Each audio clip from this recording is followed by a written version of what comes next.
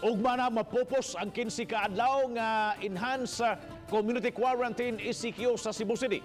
Busa ang tanan, lakip na si Edgardo Labella, naglaom nga manogluagan na ang quarantine status ngadto sa GCQ.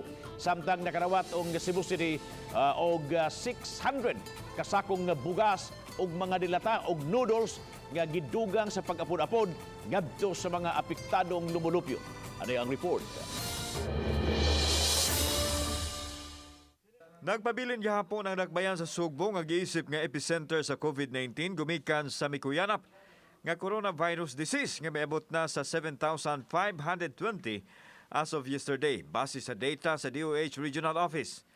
Apan bisan panini masaligon si Mayor Edgardo Labella nga ma-downgrade ngadto sa GCQ ang quarantine status sa syudad tungod kay taas man ang recovery rate nga miabot og 3,818.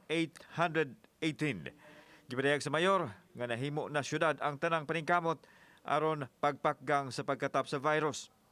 Well, I hope that it's going to be downgraded. After all, if you look at the statistics, Cebu City has the highest number of recovery. If you base on the recovery rate, we have the highest number. Sa pikas bahin, nakadawat og 600 ka mga sinakong bugas ug ubang ayuda ang Cebu City Government alang usab sa mga apektado sa COVID. Nakikiramay po sa mga kasamahan ho natin, lalong-lalo na kay Mayor Labella.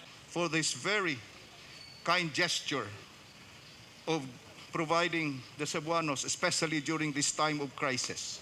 Dili malilong nga taas gapon kaayo ang kaso sa COVID-19 sa dakbayan sa Sugbo apan malaumon si Mayor Edgardo Labella nga ma-downgrade na kini gikan sa ECQ ngadto sa GCQ gumikan usab sa gihimo nga programa sa atong gobyerno pag-contain nining naasoy virus.